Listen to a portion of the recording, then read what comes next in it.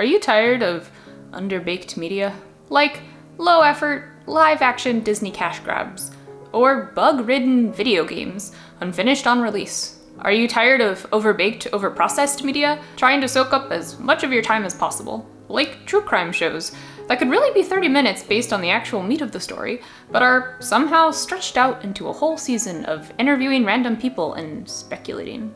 It's comfort food, maybe, but it's hard to give it your full attention because it's just too predictable, too vacuous, not enough substance. When was the last time you watched an entire TV episode without checking your phone? Sometimes media is both under and overbaked, unfinished and passionless. And to be clear, this kind of media behind the scenes is filled with incredibly talented artists, but their creativity and agency are often stifled by big companies. Big companies who don't want to take risks and do anything weird or interesting. You see, the fiduciary responsibility of any corporation is to provide value for shareholders. This generally means not taking risks, forcing unreasonable deadlines, cutting budgets where possible. Even smaller independent artists often don't have the time or budget to make what they really want to.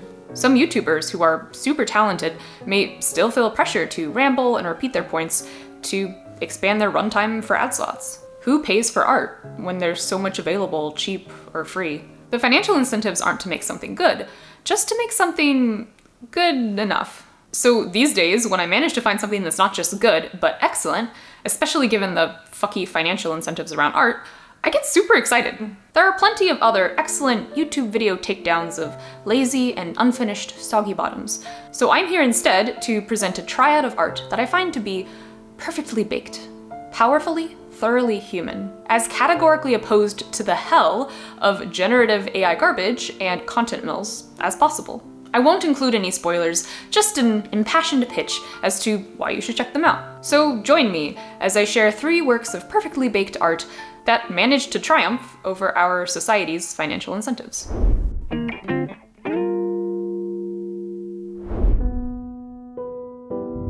The first piece I want to share is a video game called 1000 Times Resist. It is the best game I've ever played, and I've played a lot of really excellent games. But it's also kind of cheating because 1000 Times Resist is not just a game, it's a solid work of science fiction literature in its own right. The most compelling science fiction to me answers the question, what does it mean to be human in inhuman conditions? The game studio, Sunset Visitor, are majority from the Asian Canadian diaspora, and they staged this question within the open wounds of the 2019-2020 Hong Kong protests. The game chronologically begins with these real-world protests and moves forward through time into a future where the hardest questions asked of humanity are poked and prodded at by instruments of sci-fi concepts like cloning and horrors from the stars. Questions like, what is the cost of using dogma to bring unity in difficult times? What does it take to break the cycle of intergenerational trauma? What would make a human so disillusioned with humanity as a whole that they would betray it? And the game isn't just asking questions, like a lot of video games, it's posing answers and musing how they might realistically evolve as time passes. It's so intricately crafted on so many game design and literary levels. I'm actually replaying it right now for a longer video with lots of spoilers, and I'm struck by how easily the sci-fi elements could have just been hand-waved into a really meaningful allegory. But not this game. It pushes the sci-fi elements to their logical conclusions. It's not a mechanically difficult game to play, but you will take emotional damage. But it will be worth it. It took me around 20 hours to finish, but take your time and actually talk to everyone you can.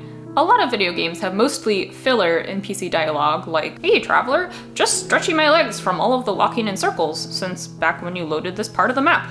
In this game, so much of the lore can be pieced together by talking to anyone. I've linked it in the description, so pause the video and go start it downloading. It's great!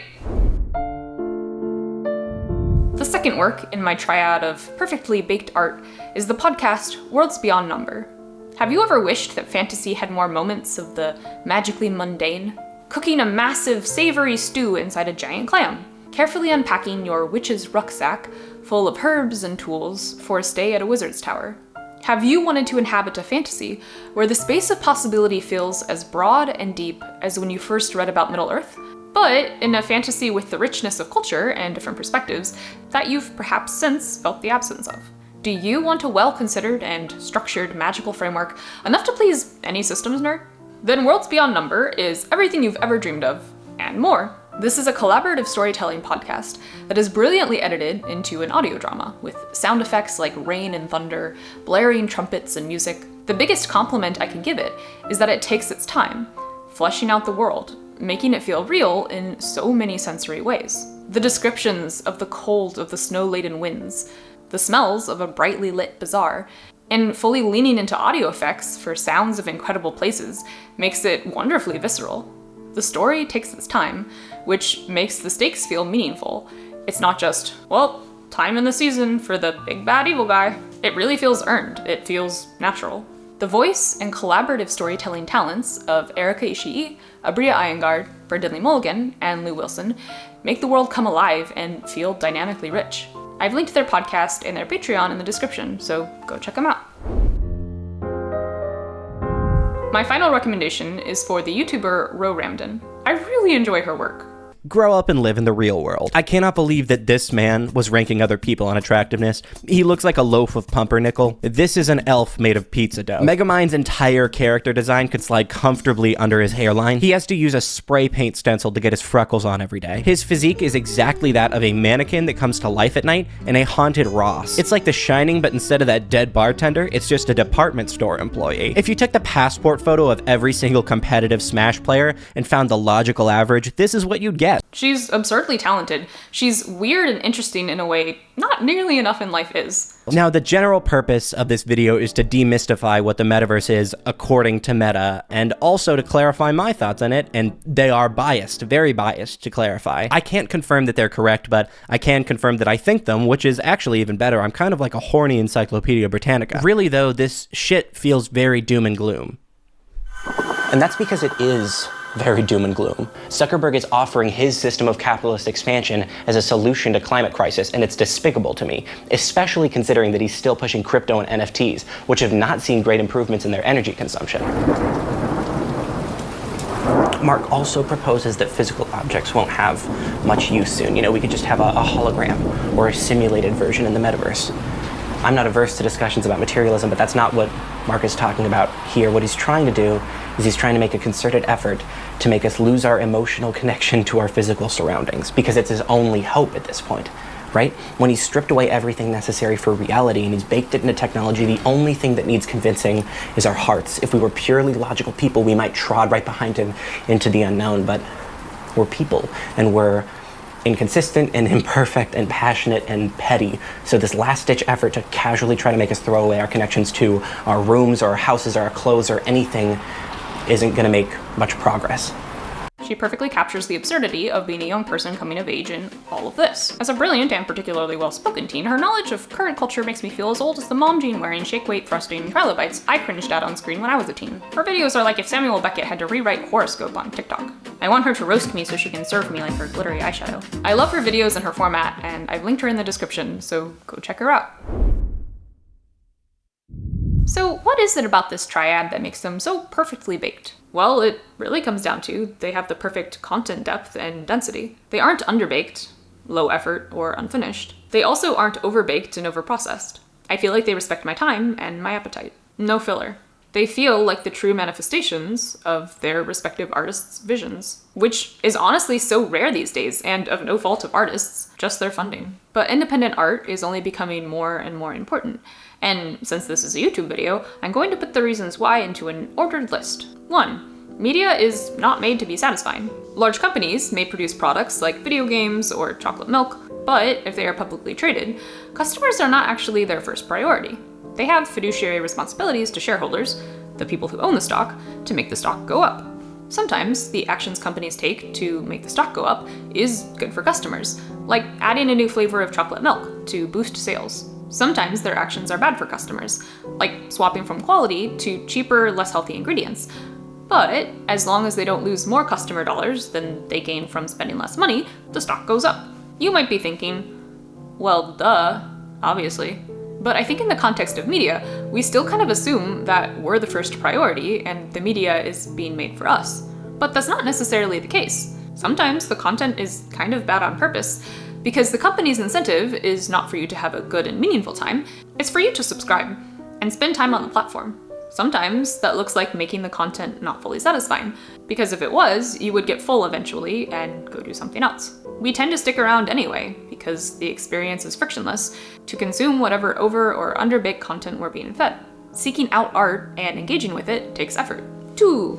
Media has dumb external incentives. Large companies have fiduciary responsibilities to shareholders, which means that they have to protect shareholder interests. This means, for example, that they can't risk opposing governments. No large company would publish a game that even implicitly critiques China. China is a massive and growing market, and publishers can't risk impacting shareholders by getting blacklisted. This makes independent art a very important source for commentary on society. 3. Media has dumb internal incentives. So much content is just not very good, and a lot of it comes back to the structures of big companies. There are so many executives and middle managers, every decision needs at least 5 people to approve it, and then you end up with the most average, bland decision possible. Like, recent games and movies aren't flopping because they're woke. Attributing their failures solely to wokeness cruelly ignores all of the non-woke flops flopping about. Flops flop because they're blandly boring and soulless, like corporate training fluff. Anything weird or interesting has been averaged away, the edges shaved off. And the artists who work there aren't exactly thrilled either, but big companies pay. I said these pieces of art have managed to triumph over our society's bad financial incentives, in that they exist. But they exist because people care. Worlds Beyond Number and Row both have Patreons, people who want to see more of their work make it into the world. 1,000 Times Resist managed to be published, but its success, or lack thereof, determines whether publishers will be willing to take on weird, similar games in the future. And not everything good is easy to market. That's why I'm here, to encourage you to champion the art that you care about. Write reviews, share with others, calling out what you found meaningful. Consume art critically. Try to understand what makes it work, what could make it better, what resonates with you, and what doesn't.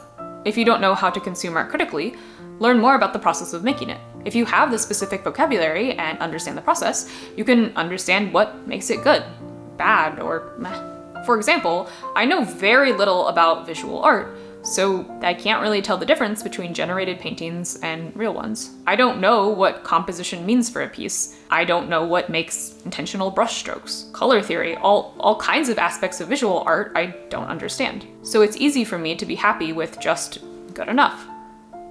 Well, no. Actually, it just makes me paranoid that any given painting is generated, which is not good either. I know a lot more about music and game design, and I can tell when there is intention and substance behind it. As of today, the stock market is dropping precipitously, and we're probably entering a recession.